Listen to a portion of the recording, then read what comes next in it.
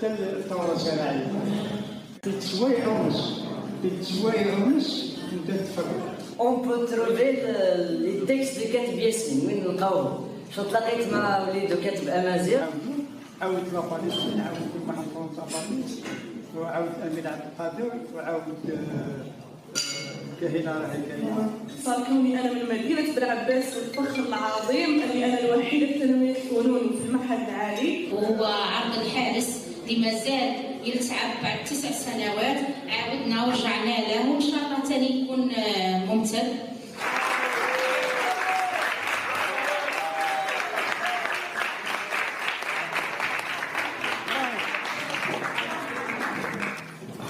يبغى يقول لك خاصنا امكانيات اللي بايدين المسرح. واش خاصها؟ خاصها فضاء راه مفتوح وبالحب وبلا مزينه. خاصها الامكانيات، لا ريكيبيراسيون، خاصها اللوح، خاصها حديد، خاصها لا بون سون. كاين على ما يديرش المسرح. والامكانيات بلا مزينه والنجاح اكيد ان شاء الله. برافو عليك. كامل ربوع الوطن مثل ما تلقيتها انا من طرف السيد رشيد جرور والطاقم المرافق له، يعني كل العمال كلهم باسمه. يموريس عندها فيولون بصح هذاك الفيولون فيه خيوطه تاع التقليد.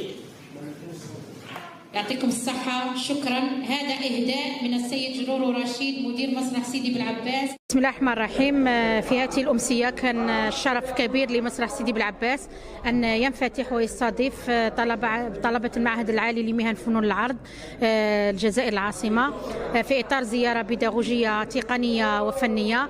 هذه الزيارة التي سمحت للطلبة وكل الإطار المرافق لهم البيداغوجي والأكاديمي أن ننفتح على عديد المحاور. السلام عليكم، معكم شناح محمد امين، خريج كليه التكنولوجيا وحاليا طالب دراسات مسرحيه في جامعه جلال اليابس. اليوم تلقينا دعوه من المدير المسرح الجهوي لولايه سيدي بالعباس، وكان ذلك في اطار زياره تقنيه لطلاب المعهد العالي. شكرا للمسرح الجهوي على هذه الالتفاته والتكريم. السلام عليكم، أنا لورمي رشيدة من ولاية عين تيموشنت، طالبة بمعهد العالي لمهن فنون العرض والسمع البصري، خريجة الثانوية الوطنية لعلي معاشي بالجزائر العاصمة.